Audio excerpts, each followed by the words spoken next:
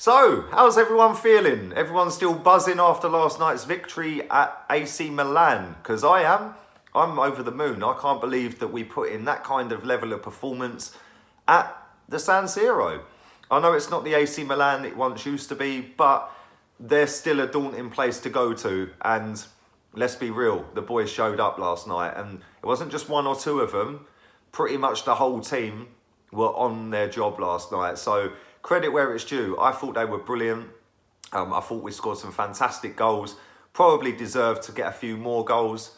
And yeah, we move on to Watford now, and we've got them at 1:30 on Sunday. It's the early kickoff of the Super Sunday games. And yeah, let's be real. Watford are a bit of a bogey team. We all remember them knocking us out the cup at the Emirates a few seasons ago. They also beat us back in the last year with the famous quote from Troy Deeney saying about Cojones, which has angered Arsene Wenger again today in his press conference because he's mentioned it again, and he said that he wasn't too happy about him coming out saying that when they dived to get the penalty that won him the game, and that we're going to show him all about it on the pitch on Sunday.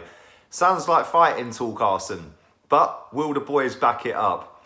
We shall find out on Sunday, I suppose. Now, I listened to his press conference today, and I want to say this, right? We've been shit all season.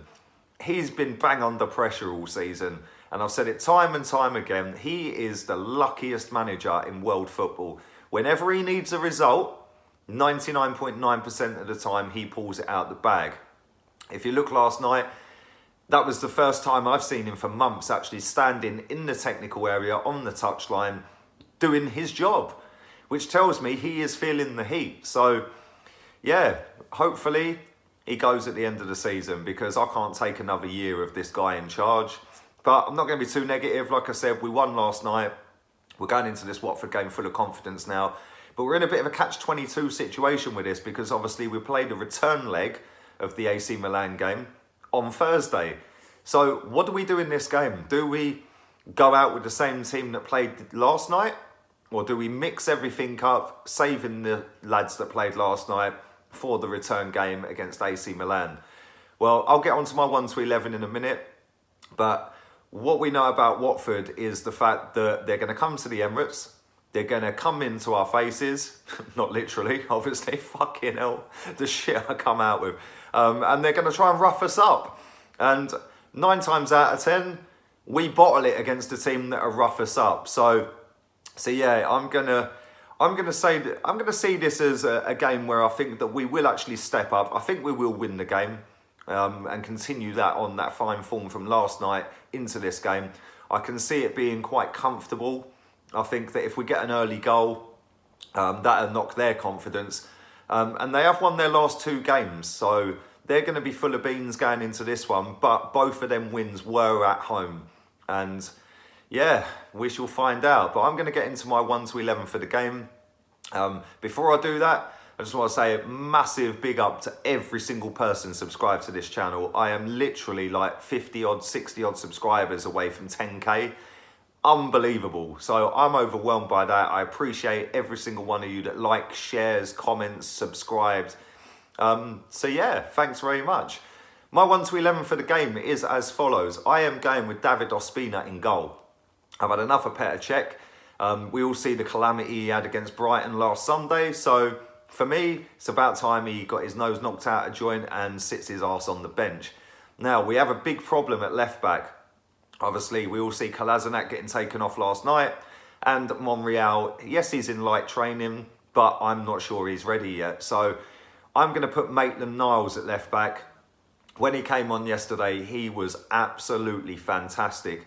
And what I like about the guy is that he don't shirk any defensive duties. Yes, he's good going forward as well. Yes, he gets crosses in the box. But first and foremost, his job is to defend, and he does that brilliantly for a young lad who's playing out of position. Now, right back. Right back. What do we do? Because I thought Callum Chambers was really good last night. I thought the first 5 to 7 minutes, I thought he was poor. I thought he was going to cost us a goal.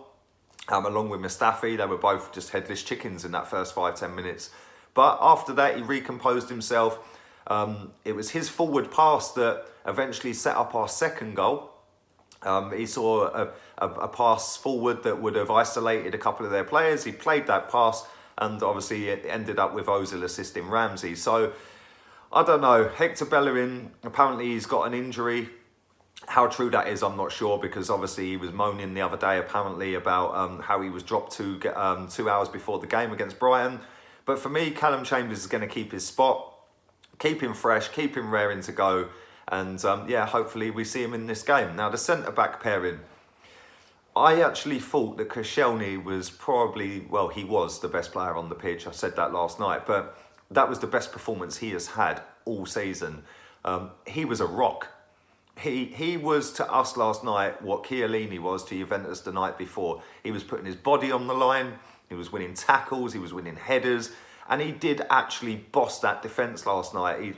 He just nullified everything. So, fantastic performance, and about time as well, because he has been so shit this season, it is unreal. So yeah, Koscielny starts for me. Next to him, somebody who also improved last night was Mustafi. Like I said a minute ago, he was poor in that first 10 minutes. But alongside Koscielny and Chambers, I thought he was brilliant last night in the end. So yeah, fair play to him. He keeps his spot. Midfield. I'm going with Granit Xhaka. I thought that was his best performance in an Arsenal shirt. And I thought the fact that the game tempo was a lot slower. They weren't so much in our faces. They dropped off of us. And that allowed him space to be able to go and ping his passes around. Whereas in the Premier League, you ain't getting that time and space. Everyone's straight on you, trying to get the ball back. But I think he will start this game. And fair play, because he made me shut up last night. Now, next to him, I am going with Jack Wilshere. I don't think it was one of his greatest performances last night. He was probably one of the worst players in our team last night. First half, I thought he'd done well. Second half, he just disappeared. But got to keep him going, keep him fresh. And yeah, Jack starts for me. Now, I'm going to also go with Aaron Ramsey. What a fantastic goal he scored last night. That was unbelievable what he did there. To dump on his arse that goalkeeper and tap it into an empty net was just brilliant. How many times is Ramsey going to save Arsene Wenger's arse? 2 cup final winners, and now maybe the crucial goal in this tie. So, yep, he keeps his spot as well. Now, obviously, alongside him, I am going with Mesut Ozil. Yeah, fantastic with his 2 assists. Looked like he had the ump when he got substituted last night. There's little videos going around that he snubbed Arsene Wenger. Can't really read too much into that. Any player who's happy to get substituted shouldn't be playing football. So Mesut Ozil starts as well. Now, I am then going to go with Henrik Mkhitaryan. For the first 20 minutes of that game, I thought he was the best player on the pitch. Absolutely fantastic finish for his goal. I know it deflected in. And he hit the bar as well, so fair play to him. And in front of him, I am going with Aubameyang. Because like I said last night, Danny Welbeck couldn't finish a wank, can't finish his dinner, whatever you want to describe it as. Yes, his work rate is fantastic, but he's paid to score goals, and he don't do that. So Aubameyang comes back in for me. That's my 1 to 11.